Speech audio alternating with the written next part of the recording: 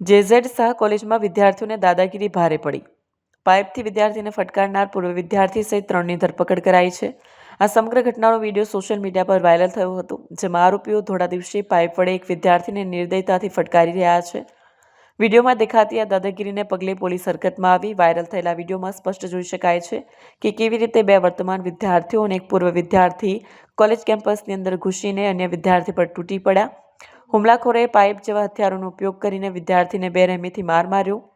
આ હુમલો એટલો ગંભીર હતો કે ભોગ બનનાર વિદ્યાર્થીને તાત્કાલિક હોસ્પિટલ ખસેડવો પડ્યો, જ્યાં તેના માથા અને હાથના ભાગે ગંભીર ઇજાઓ પહોંચી હોવાનું જાણવા મળ્યું છે. આ હિંસક ઘટના પાછળનું કારણ માત્ર એક સામાન્ય પૂછપરછ હોવાનું બહાર આવ્યું છે. આગામી 20 જાન્યુઆરીના રોજ કોલેજમાં સાંસ્કૃતિક કાર્યક્રમનું આયોજન હતું. આ કાર્યક્રમ અંગે જાણકારી કેમ આપવામાં આવી નથી, એટલી નજીવી બાબતે બે જૂથો વચ્ચે વિવાદ સર્જાયો.